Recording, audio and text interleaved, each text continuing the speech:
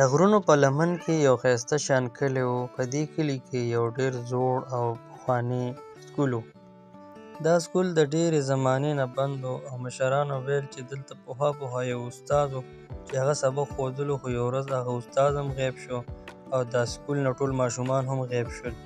خو یو د راز خبره دا وه چې اوس هم د دې سکول نه د شپې د قومي ترانې اواز راتللو چې خلک به د دې نه ډېر زیات یېرېدلو.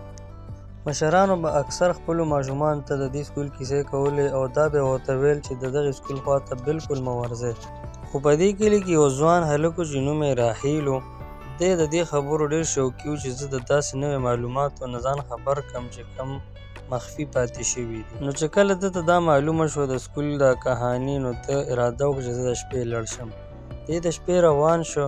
راحیل دا اراده کړې وه چې زه به نن د دې سکول دا راز خامخا معلوموم چې آخر د دې کې د شپې نه ولې د ترانې اواز راځي. د شپې خاموشي وه، ګیر چاپېره یې وکتل خو هېڅ څوک هم نه و. دی ویرېد او منډې یې کړې. بله شپه یې ځان سره ملګری روان کړ او هغه ته یې وویل چې راځه چې د دې سکول د حقیقت معلوم کړو.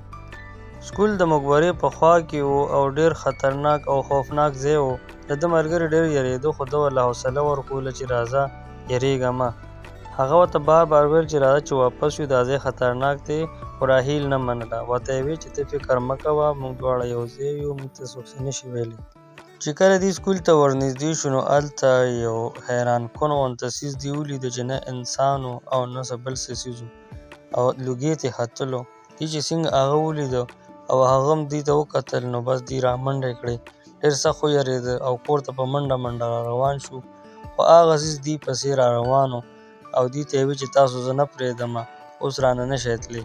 د منډې دوران کې چې کله دې په شا وکتل نو هغه ورپسې هم اکه شان را روانه وه او چې څنګه دې منډې وهلې داسې ورپسې هغه هم تیزه تیزه راتلله. دې ډېر زیات ګبراو شوي وو. آخر دې خپل کور ته ورسېدل او راحیل زر خپل کور ته ورننوته او د سکون ساه یې واخیسته. خو بل سهار کله چې راحیل راپاڅېده او د خپل ملګري ځای ته را روان شو او د هغه معلومات یې کول چې هغه څه حال کې دی، نو کله چې دې راورسېده او د هغې کور ته رانږدې شو نو د هغه مور کوڅه کې ناسته وه او خفه وه. ده ته معلومات وکړو. هغې ورته وویل چې هغه بېګا راسې نه دی راغلی. دی ډېر زیات پریشانه شو او خفه شو چې آخر هغه چېرته لاړ، موږ خو یو ځای راغلي وو. د دې تحقیق دپاره دی د کلي یو بزرګ له راغی او د هغه نه یې معلومات وکړل. بزرګ ورته کیسه ټوله شروع کړله چې دا سکول ډېر خطرناک او ډېر د رازونو نه ډک دی. پخوا دلته یو استاد و چې هغه به ماشومانو ته سبق ښو. دا استاد ډېر محنتي او ایمانداره سړی و او ده به د ماشومانو ډېر زیات خیال ساته. یو پیره د ژمي په موسم کې چې دا استاد سکول ته راغلی و، وړو ته یې سبق ښول، ماشومان ټول حاضر وو.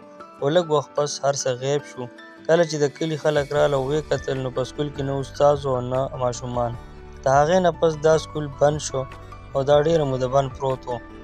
بزرګ ورته دا خبره هم وکړه چې تا له زه تسبیح درکوم، دا به تا سره وي او ته په دې آیت الکرسي وایې او چې هلته ورسې د راز د معلومولو لپاره دا شرط دی چې ته به بالکل خاموشي اختیاري غږ به نه کړې.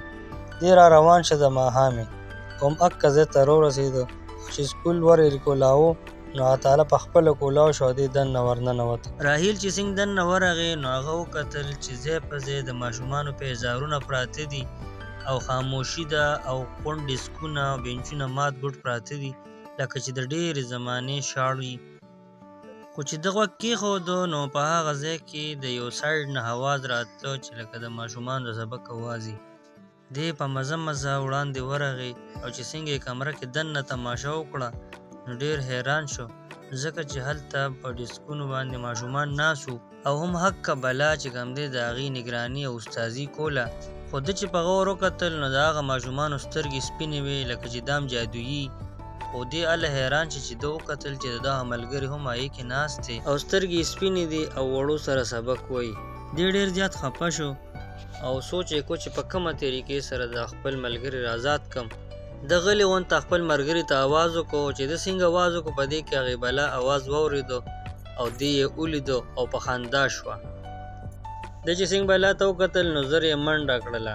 بلا هم ده پسې شوه خو ده ته سمدستي د بزرګ هغه وینا را یاده شوه. ده سره تسبیح وي او ده زر آیت الکرسي شروع کړله او چې څنګه د آیت الکرسي شروع کړه نو بلا په ځای ودرېده.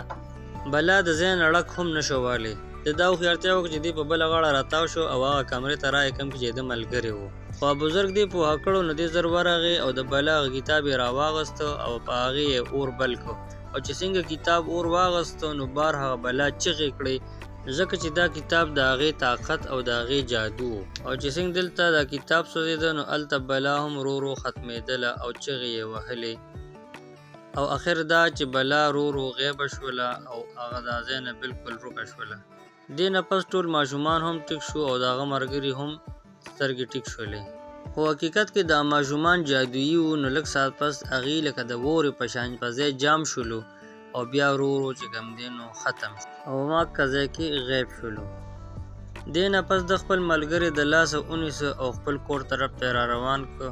خو چې څنګه دی د سکول نه رابار شو نو لږ ساعت پس هغه سکول په خپله باندې ټول ونړېد او روغورځېد او دې ته الله پاک بچ کړو او هغه سکول په مثل د روان کنډر پاتې شو. خو دا فایده وشوله چې نه به د شپې هغه د ترانې اواز راته او نه د هغه بلا یره د چا پړه کې باقي پاتې شوه.